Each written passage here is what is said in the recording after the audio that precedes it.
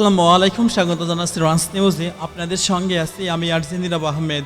আজ জানাবো বাংলাদেশ ও আন্তর্জাতিক গণমাধ্যমের আলোচিত খবর ও বিশ্লেষণ নিয়ে। এখন শুনবেন বাংলাদেশ সংবাদ শিরোনাম। দিল্লিতে হাসিনার সংবাদ সম্মেলন ও দেশে ফেরার ঘোষণা। বিশ্লেষকরা বলছেন, হাসিনার দিল্লি সংবাদ সম্মেলন ও দেশে ফেরার ঘোষণা রাজনৈতিক চাপ তৈরির কৌশল। কেউ একে প্রতীকী পদক্ষেপ বা কেউ বাংলাদেশের স্থিতিশীলতার নতুন জটিলতা হিসেবে দেখছেন। ভারতের ভূমিকা হিসেবে প্রশ্ন উঠেছে। লুট হওয়া পুলিশের অস্ত্র উদ্ধারের সরকারের তৎপরতা। গণঅভ্যুত্থানের পর লুট হওয়া অস্ত্র উদ্ধারের সরকার তৎপরতা নিয়ে প্রশ্ন উঠেছে। কিছু অস্ত্র উদ্ধার হলেও বড় অংশ এখনও নিখোঁজ রয়েছে। বিশ্লেষকরা বলছেন, এতে সমন্বিত অভিযান ছাড়া নিরাপত্তা ঝুঁকি বাড়তে পারে। কারা বন্দী ইমরান খানের সঙ্গে 7 মাস যোগাযোগ নেই। পাকিস্তানের সাবেক প্রধানমন্ত্রী ইমরান খানের সঙ্গে 7 মাস ধরে কোনো যোগাযোগ নেই বলে জানিয়েছে পরিবার। কারাগার তার স্বাস্থ্য বা নিরাপত্তা নিয়ে উদ্বেগ বাড়ছে। আন্তর্জাতিক এবং রাজনৈতিক মানবাধিকার সংস্থাগুলো স্বচ্ছতার দাবি জানাচ্ছে।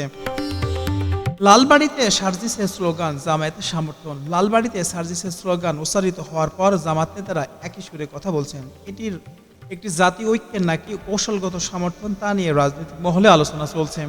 শ্রমিকের পেট শুকিয়ে ক্রেতাদের পকেট মোটা, আতিকুর রহমান। বিএনপি নেতা আতিকুর রহমান বলছেন, শ্রমিকদের আস্থা করুণ হলেও নেতাদের পকেট ভারী হচ্ছে। তিনি শ্রমিক অধিকার বা ন্যায্য মজুরির দাবি জানিয়েছে সরকার। মালিকপক্ষের তীব্র সমালোচনা করছেন। কূটনৈতিক পদক্ষেপ না নেওয়ায় স্বৈরাচার শক্তি সাহস পাচ্ছে। নাহিদ ইসলাম বলছেন, সরকার কূটনৈতিক পদক্ষেপ না নেওয়ায় স্বৈরাচারী শক্তি সাহস পাচ্ছে। তিনি হাসিনার বিদেশে অবস্থানরত চ্যালেঞ্জ হিসেবে দেখছেন, দ্রুত পদক্ষেপের দাবি জানিয়েছেন। নতুন কোনো ফ্যাসিস্টবাদকে মাথাচাড়া দিয়ে উঠতে দেওয়া হবে না। নেতারা ঘোষণা দিয়েছে, নতুন কোনো ফ্যাসিবাদী শক্তিকে মাথাচাড়া দিয়ে উঠতে দেওয়া হবে না। গণঅভ্যুত্থানের চেতনা রক্ষক এবং গণতন্ত্র মানবাধিকার উপরে জোর দিয়ে ভবিষ্যতের পথ নির্দেশনা দেওয়া হচ্ছে। হাসিনাকে ষড়যন্ত্রের সুযোগ দেওয়ায় ভারতের নিন্দা জানালো জামাত। জামায়াতের ইসলামী হাসিনাকে ষড়যন্ত্রের সুযোগ দেওয়ার জন্য ভারতের তীব্র নিন্দা জানিয়েছে। তারা একে বাংলাদেশের সার্বভৌমত্বের প্রতি হস্তক্ষেপ বলে অভিহিত করেছেন। বিশ্বমানের পর্যটন কেন্দ্র করে নাটোরের বিমানমন্ত্রী ঘোষণা করেছেন, নাটোরকে বিশ্বমানের পর্যটন কেন্দ্র হিসেবে গড়ে তোলা হবে। নতুন অবকাঠামো, বিমান সংযোগের বাড়ি, স্থায়ী অর্থনীতি বা কর্মসংস্থানের বৃদ্ধির লক্ষ্যে নির্ধারণ করা হয়েছে। হেফাজত আমিরের সঙ্গে সাক্ষাৎ করতে ফটিকছড়ি যাচ্ছেন প্রধানমন্ত্রী তারেক জিয়া। প্রধানমন্ত্রী হেফাজতের ইসলামের আমিরের সঙ্গে সাক্ষাৎ করতে ফটিকছড়ি যাচ্ছেন। এই সাক্ষাৎ ধর্মীয় বা রাজনৈতিক মহলে গুরুত্বপূর্ণ বলে দেখা হচ্ছে। সমঝোতা বা জাতীয় ইস্যুতে আলোচনার সম্ভাবনা রয়েছে। সাকিবের দেশে ফেরার কোনো সুযোগ নেই।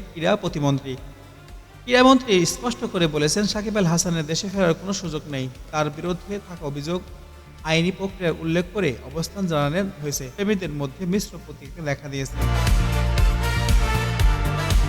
নীতি সংস্কার করুন, নিরাপত্তার জন্য ভিক্ষা চাইতে হয় না। নীতি সংস্কারের দাবি জানানো হয়েছে, যাতে নিরাপত্তার জন্য কাউকে ভিক্ষা করতে না হয়। নিরাপত্তা, জাতীয় নিরাপত্তা, আত্মনির্ভরশীলতার উপর জোর দিয়ে সরকারকে নীতিমালা পুনর্বিবেচনার আহ্বান জানানো হয়েছে। ট্রাম্পকে নাটক বাদ দিয়ে বলেন ইরানের স্পিকার ডোনাল্ড ট্রাম্পকে নাটক বাদ দিয়ে বলেছেন, কারণ ইরান ইসরায়েলের উত্তেজনা আঞ্চলিক নিরাপত্তা ইস্যুতে তীব্র আলোচনা তৈরি করেছে। কূটনৈতিক নতুন উত্তেজনার ইঙ্গিত মিলেছে। গাজা পুনর্গঠনের নামে সামরিক ঘাঁটি নির্মাণ করছেন ট্রাম্প গাজা পুনর্গঠনের দায়িত্ব নেওয়ার কথা বললেও সেখানে সামরিক ঘাঁটি নির্মাণের পরিকল্পনা করছেন বলে অভিযোগ উঠেছে। ফিলিস্তিনিরা বলছেন, আন্তর্জাতিক মহল একে দ্বৈত নীতি বলে সমালোচনা করছেন। ইরানের ব্যর্থতায় মোসাদের 2 শীর্ষ কর্মকর্তা বরখাস্ত। ইরানের সরকার উৎখাত ব্যর্থ হওয়ায় ইসরায়েলি গোয়েন্দা সংস্থা মোসাদের 2 শীর্ষ কর্মকর্তাকে বরখাস্ত করা হয়েছে। এই ঘটনা ইসরায়েলের গোয়েন্দা ব্যর্থতা বা অভ্যন্তরীণ জবাবদিহিতার ইঙ্গিত দিচ্ছে।